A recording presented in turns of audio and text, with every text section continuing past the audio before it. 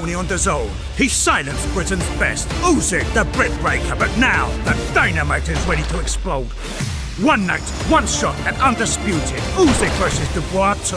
July 19th. Right now at thezone.com/box. Come out soon is just making it work. You know what I mean? Because AJ turned down the fight. Jarrell Anderson. Whoa. When did Anthony Joshua turn down the fight? Probably like last week.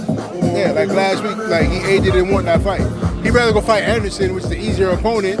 You know, but I'm a way bigger name than Anderson. But he wanted the Anderson fight. That fight hasn't came out yet. He turned on the AJ fight from multiple sources. He turned the fight down. You know, he really wants a tune-up, but don't want to say that. Say you need a tune-up. Just say it. You want a tune-up fight. So AJ has turned down the fight with you officially. He turned the fight official with me from multiple sources on Turk's side, on Spencer Brown's side. You know, he sold his baby shit. You know what I mean? So that is a little excerpt I played at the start of this video. That is from a Box and Social interview that I literally watched not 10 minutes ago. It is Jarrell Big Farmer Miller. He is talking about fights. So basically, he is good to go again. He is good to be able to fight again. Not that he was banned or anything like that. The rumour mill was, and I think he's got it pretty much confirmed, that there was some issues, promotional issues, and apparently he was injured as well. But we kind of were hearing rumours even when the Wardley fight was announced. In fact, even when they did the press conference, we were hearing rumours that even though they're doing the press conference, it's still not all quite what it seems to be. So when inevitably the pullout happened, I, for one, wasn't surprised. I think that people who were in the know weren't exactly surprised. We were looking forward to the date, but we were kind of very wary of the fact that it may not actually transpire. And ultimately, that was what ended up happening. So he's saying now that he is good to go. And he did mention Fabio Wardley. He did say that, you know, Fabio Wardley, he fought Justice Hooney. He said words to the effect of that he should have been given more time to recover. Not recover, but he insinuated the count was a little bit fast. And yeah, the Justice Hooney knockout, I don't think Hooney would have been able to carry on had he, you know, got to his feet by the count of 10, you know, the referee hadn't waved it off. I think he would have still got knocked out, but, you know, that's my opinion and we don't know. We can't look at an alternate timeline and see what would happen. But he's basically saying that, you know, he wants to fight Fabio Wardley. He's open to that fight. He's mentioned Deontay Wilder. He released a clip of himself, I think it was yesterday. I actually thought about adding that clip in, but no, that's not getting added to this. And I need to be very careful because Miller, in his way, is very blunt. We know that. He's very brazen character, to say the least. Yeah, to say the least. He was mentioning Deontay Wilder. He was showing screenshots of calls he was on with Deontay Wilder's ex. He was saying that, you know, words to the effect of, you can't beat me, like, and that's an allegation, by the way, if he is saying that. But yeah, very yikes.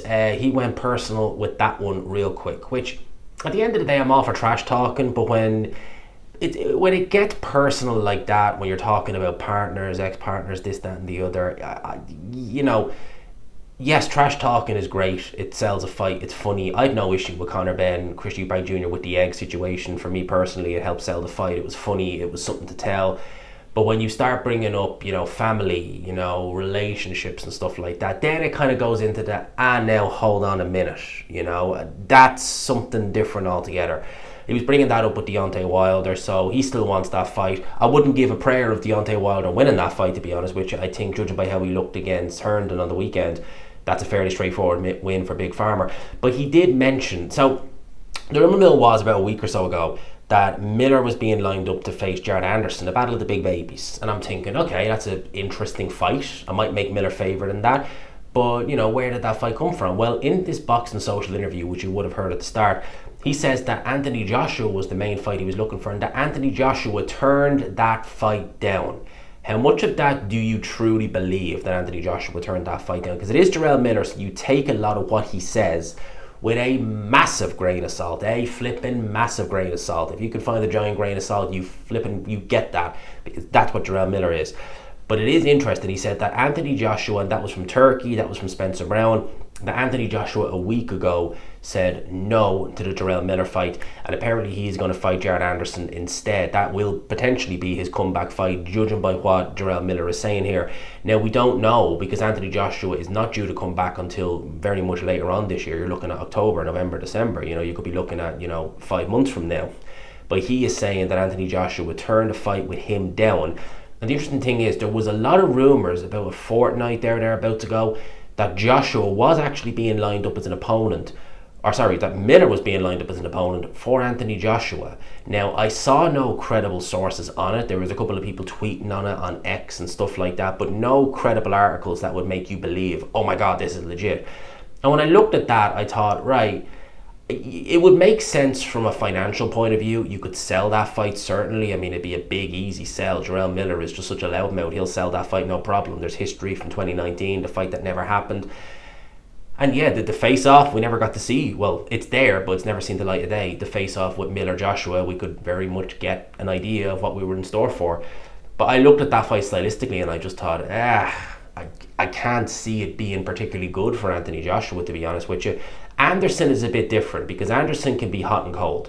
Jarrell Miller is kind of always the same pace. He comes at you, throwing a lot of punches, swinging for the fences, setting a good high work rate, pushing you back. You know what you're going to get with him. If you can't put him in his place with punching power, he is going to have a field day with you, and he's going to make it uncomfy for you in there. Dubois was able to do it. Could Joshua do it? We don't know.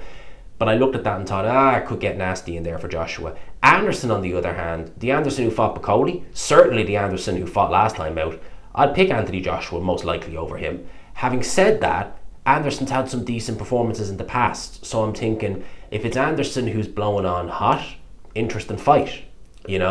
Anderson's very young still. He's only in his mid-20s, so there's still that youthful energy there, and if he's really feeling like I'm in the game, like I can do this, he could pull something out of the bag.